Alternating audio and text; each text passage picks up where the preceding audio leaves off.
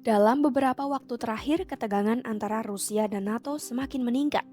Berbagai peristiwa dan manuver politik membuat dunia waspada akan kemungkinan terjadinya konflik besar.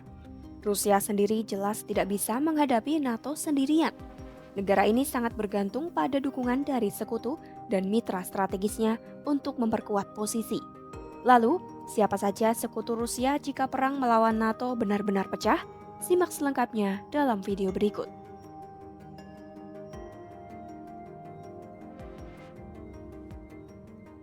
Sebuah dokumen transkrip resmi sidang Komite Hubungan Luar Negeri Senat Amerika Serikat berjudul NATO Summit 2025 An Assessment of Transatlantic Security Cooperation yang diadakan pada 18 Juni 2025 menyebutkan siapa saja sekutu Rusia saat menghadapi NATO. Dokumen ini diterbitkan Komite Hubungan Luar Negeri Senat AS dan tersedia secara publik melalui situs resmi lembaga tersebut.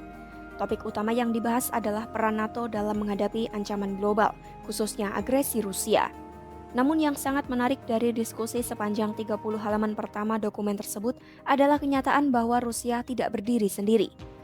Hampir semua pembicara menegaskan kekuatan Rusia saat ini hanya mungkin bertahan karena adanya jaringan dukungan dari negara-negara sekutu yang secara aktif memasok, membiayai, dan memperkuat upaya perang Moskwa.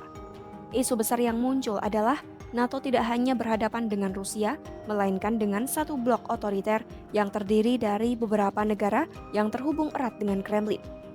Sejak awal, Senator Jens Risch, selaku ketua komite, sudah menegaskan bahwa Moskwa tidak mungkin melanjutkan perang di Ukraina tanpa dukungan dari pihak luar. Dalam pernyataannya, ia menyebut 3 negara secara khusus, yaitu Iran, Korea Utara, dan Cina.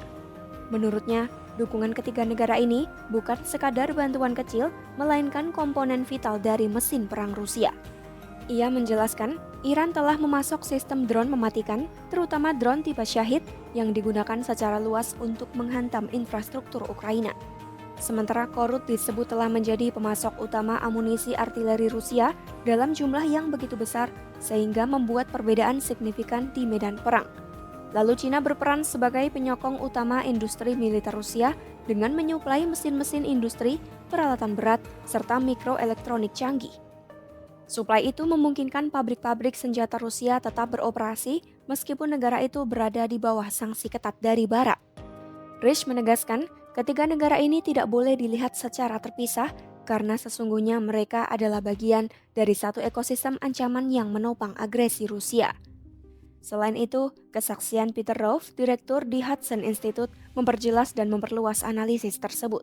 Rauff menyatakan, Rusia kini memiliki apa yang ia sebut sebagai sistem aliansi Rusia, yaitu sebuah jaringan negara mitra yang secara langsung mendukung Moskwa.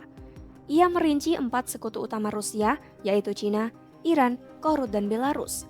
Senada dengan Risch, menurut Rauff, Cina berperan sebagai pabrik yang menyediakan teknologi vital.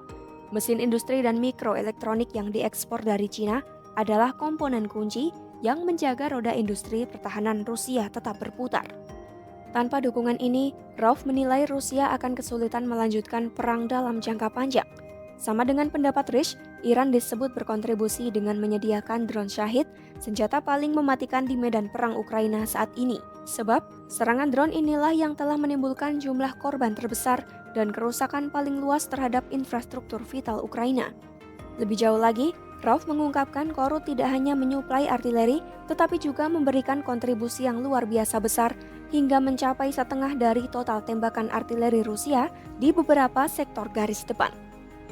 Ia bahkan menyebutkan laporan sebuah divisi pasukan Korut ikut serta dalam serangan Rusia di Kursk Oblast yang menunjukkan bahwa keterlibatan Pyongyang bukan sekadar logistik, melainkan juga partisipasi militer langsung.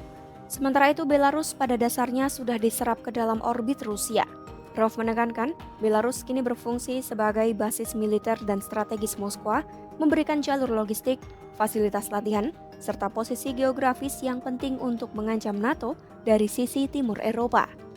Hal ini diperkuat saat Presiden Belarus Alexander Lukashenko menegaskan bila NATO berani menembak jatuh pesawat Belarus atau Rusia, maka akan ada balasan.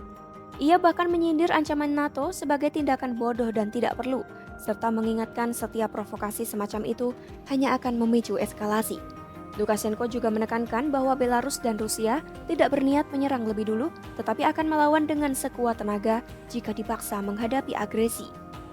Ну, допустим, Беловежскую пущу, я туда часто летаю, это вот совсем на границе с Польшей, ничего, вертолет президента собьют или там какой-то военный вертолет сопровождения. Так ответ же пролетит мгновенно. Они переживают и пугают нас нападением на страну НАТО, это значит, они будут защищаться и чуть ли не нас нападать. А мы что будем, извините мне, сопли жевать? Поэтому это такое смелое заявление. То, что они заявили, будут сбивать, ну пусть попробуют, собьют. Или над Калининградом там собьют что-то российское. Но нам придется, не дай бог, конечно, тогда воевать на все деньги. Как в России говорят, на все деньги. Это надо? Нет. Prof pun menyimpulkan Rusia berhasil menyatukan dukungan negara-negara ini menjadi sebuah blok otoriter yang terkoordinasi yang oleh Rov dijuluki sebagai Axis of Chaos atau poros kekacauan.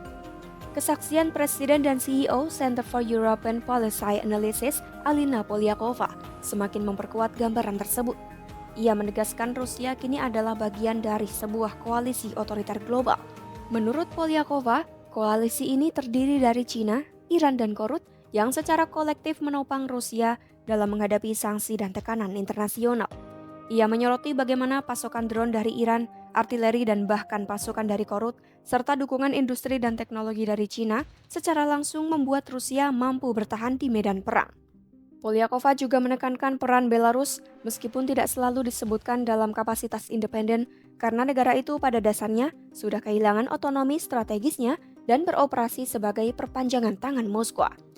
Ia mengingatkan keberadaan koalisi otoriter ini harus dipahami sebagai upaya global untuk melemahkan NATO dan AS. Sehingga pendekatan yang diambil NATO tidak boleh parsial, melainkan harus melihat ancaman ini sebagai satu kesatuan. Dari ketiga suara utama dalam sidang ini, tersusunlah gambaran yang konsisten. Rusia bukanlah aktor tunggal, melainkan pusat dari sebuah jaringan dukungan yang terorganisir.